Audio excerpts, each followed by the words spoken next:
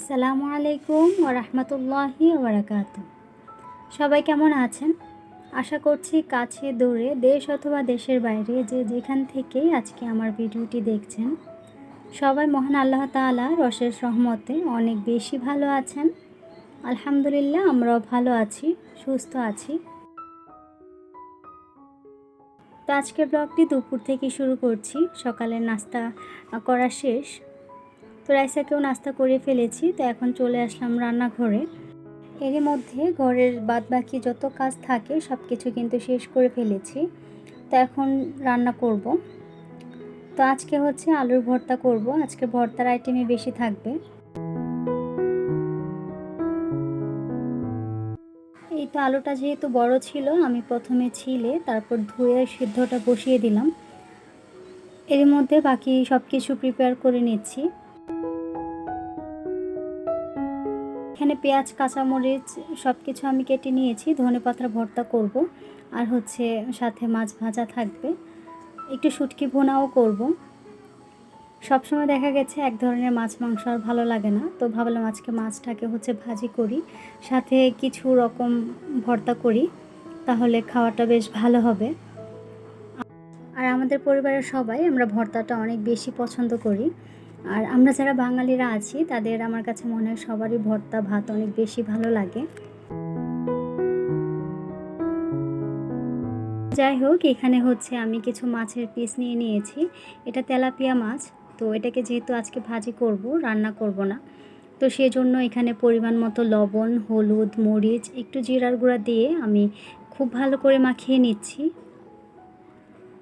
মাছটা যেহেতু ভাজি করব সেজন্য আমি জিরার গুঁড়োটা অ্যাড করেছি, এতে করে খুব সুন্দর একটা ফ্লেভার আসবে এবং মাছটা খেতেও খুব ভালো লাগবে।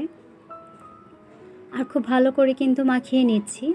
তারপর আধা ঘন্টার জন্য আমি এভাবে রেখে দিব, এতে করে মাছের মধ্যে সম্পূর্ণ মশলা খুব ভালোভাবে মিশে যাবে।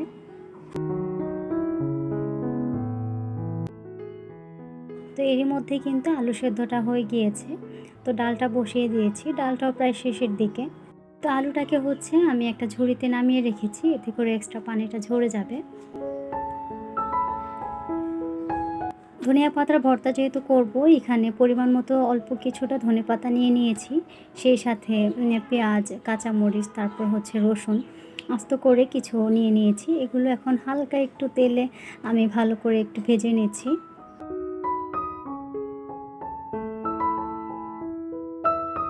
তো ধনেপাতাগুলো ভাজা হয়ে গেলে আমি সেগুলোকে উঠিয়ে একই প্যানে আরও কিছুটা তেল দিয়ে মাছটাকে দিয়ে দিচ্ছি।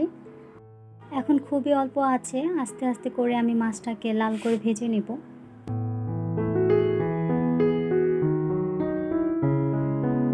তো গ্যাসের চুলায় হচ্ছে আমি এখানে ভাতটা বসিয়ে দিয়েছি, আর সেই সাথে খুব অল্প আছে মাছটাকেও ভেজে নিচ্ছি। আমি একদম লাল লাল করে ভেজে নিচ্ছি। তো এখন হচ্ছে একটা প্লেটে আমি নামিয়ে নিচ্ছি। তো এভাবে মাছ ভাজার সাথে যদি একটু পেঁয়াজ হয় আর হচ্ছে মাছ ভাজার তেল, তাহলে কিন্তু খেতে খুব ভালোই লাগে। তো আমি এখানে বেশ কিছুটা পেঁয়াজ মাছ ভাজার তেলে হচ্ছে দিয়ে দিয়েছি। এটা হালকা একটু নরম হয়ে আসলে সে পর্যায়ে আমি কিছুটা লবণ আর হচ্ছে মরিচের গুঁড়ো দিয়ে দিচ্ছি। এবার আরও অল্প কিছুক্ষণ নেড়ে আমি এটাকে মিশিয়ে নিব। একদম লাল করে কিন্তু পেঁয়াজটাকে ভাজিনি, শুধু পেঁয়াজটা একটু নরম হয়ে এসেছে সে পর্যায়ে কিন্তু আমি লবণ আর মরিচটা দিয়েছিলাম। এভাবে যদি মাছের সাথে পেঁয়াজটাকে ভাজা হয় তাহলে কিন্তু এটাও খেতে খুব বেশি মজা লাগে।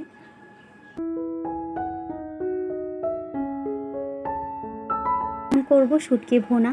তো এভাবে শুটকি ভুনাটা হচ্ছে আমি মায়ের কাছ থেকে শিখেছি। তো এখন যেহেতু মা নেই, তো কী হয়েছে, মাকে হচ্ছে ফোনের মাধ্যমে আমি জিজ্ঞেস করেছি যে কীভাবে রান্না করেছিল মা। তো মা হচ্ছে একদিকে ভিডিও কলে আমাকে সব কিছু বলে দিচ্ছিল, আর আমি এখানে রান্না করে নিচ্ছি। আমি তো দেখা গেছে নর্মালি তেলে পেঁয়াজ ভেজে তারপর আর কি শুটকিটা দিতাম। তো একদিন মাকে দেখেছিলাম যে এইভাবে রান্না করতে, শুটকিটাকে সেদ্ধ করে, যে শুটকিতে আর কি কাঁটাটা একটু বেশি থাকে বা মোটা থাকে সেটা এইভাবে রান্না করে। তো সেটাই আবারও মাকে হচ্ছে ফোন করে জিজ্ঞেস করে আমি সেম প্রসেসে এটাকে রান্না করে নিচ্ছি। শুটকিটা সেদ্ধ হওয়ার পর আমি তো কাঁটাগুলোকে উঠিয়ে নিয়েছি এবং সেই পানিটাতে এবং যে শুটকিটা ছিল সেটার মধ্যেই কিন্তু পেঁয়াজটা দিয়েছি। তারপর হচ্ছে পরিমাণ মতো লবণ, আর ঝাল বুঝে হচ্ছে এখানে আমি মরিচের গুঁড়া দিয়েছি, খুব সামান্য পরিমাণে একটু হলুদের গুঁড়া দিয়েছি, বেশ আর কিছুই দিব না। তো এটাকে এই পানিটার সাথে কিছুক্ষণ আমি একটু সেদ্ধ করে নিব পেঁয়াজটাকে। পেঁয়াজ থেকেও তো পানি ছাড়বে, তো সেটা যখন একদম এভাবে শুকিয়ে আসবে সে পর্যায়ে আমি তেলটা দিয়ে দিচ্ছি। এবার একদম অল্প আছে কিন্তু বাকি রান্নাটা করতে হবে। এভাবে নেড়ে নেড়ে বারবার হচ্ছে নিচ থেকে যেন লেগে না যায়, যেহেতু এই পর্যায়ে একদম পানিও নেই, তো নিচ থেকে লেগে যেতে পারে। তো সেই জন্য একদম অল্প আছে বারবার নেড়ে নেড়ে এভাবে শুটকিটাকে ভুনা করে নিতে হবে। এই রান্নাটাও না অনেক মজার হয়, তো যার কারণে আর কি রাইসার বাবা বলছিল যে শুটকি যদি ভুনা করো তাহলে আম্মুকে ফোন করে জিজ্ঞেস করে নিও যে কিভাবে রান্না করেছিল। তো আমিও সেটাই করেছি। এবার হচ্ছে আলুর ভর্তাটা রেডি করে নিচ্ছি। আলুটাকে হাত দিয়ে খুব ভালো করে আগে ম্যাশ করে নিচ্ছি। তো ম্যাশার থাকলে তো আসলে ম্যাশার দিয়ে করা যায়, তো আমি হাত দিয়েই করে নিচ্ছি। আর এখানে হচ্ছে সরিষার তেলে আমি কিছু শুকনা মরিচ ভেজে নিয়েছি, আর সেই গরম সরিষার তেলটাই আমি এর মধ্যে দিয়ে দিচ্ছি।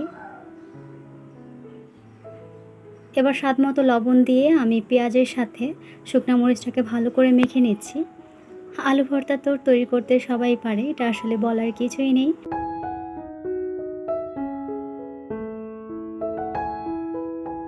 তো এই পর্যায়ে আমার প্রিয় আপু ভাইদের কাছে একটাই রিকোয়েস্ট থাকবে, যারা এখনও আমার ভিডিওটি দেখছেন কিন্তু লাইক করতে ভুলে গিয়েছেন, সেই সব আপু ভাইদেরকে বলবো যদি আমার ভিডিওটি ভালো লেগে যায় তাহলে চাইলে লাইক করার পাশাপাশি আমার চ্যানেলটিকে সাবস্ক্রাইব করে অল বাটনটি ক্লিক করে রাখতে পারেন।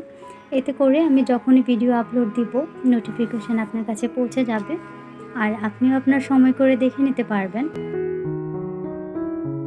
আর আমার যেসব আপু ভাইয়ারা কাজটি অলরেডি করে দিয়েছেন তাদেরকে অসংখ্য অসংখ্য ধন্যবাদ জানাই।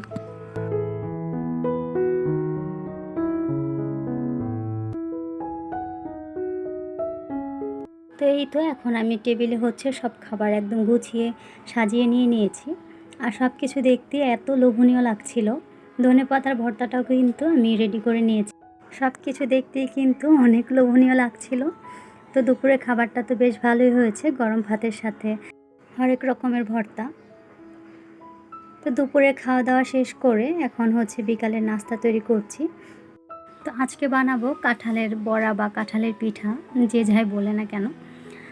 তো যেহেতু কাঁঠাল ছিল অনেকটা, বেশ বড়ই ছিল কাঁঠালটা, তো এত কাঁঠাল তো খাওয়া যায় না, তো আমি কিছুটা আবার এটাকে ডিপ করে রেখে দিয়েছিলাম।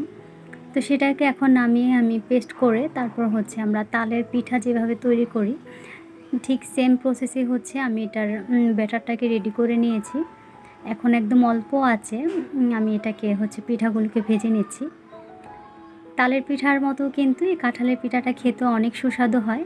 আমি কাঁঠালের পিঠাটা আগেও ট্রাই করেছি, আমার কাছে অনেক ভালো লেগেছে। তো সেই এক্সপিরিয়েন্স থেকে আর কি এবার আমি কিছুটা কাঁঠাল আবার উঠিয়ে রেখে দিয়েছিলাম, যেহেতু এত কাঁঠাল একসাথে খাওয়া হবে না, তো সেই জন্য আগে থেকে হচ্ছে আমি অল্প কিছুটা উঠিয়ে রেখেছি। তো এখন সেটা থেকে আমি বিকালের নাস্তার জন্য পিঠা রেডি করে নিচ্ছি। আর এটাও কিন্তু বিশ্বাস করবেন কিনা জানি না, অসম্ভব মজার হয়। যারা কখনো ট্রাই করেননি তাদেরকে বলবো যে অবশ্যই একবার হলেও, যেহেতু এখন কাঁঠালের সিজন, এভাবে পিঠা তৈরি করে দেখতে পারেন। যারা কাঁঠাল পছন্দ করেন না তাদের কাছে ওই পিঠাটা অনেক বেশি ভালো লাগবে।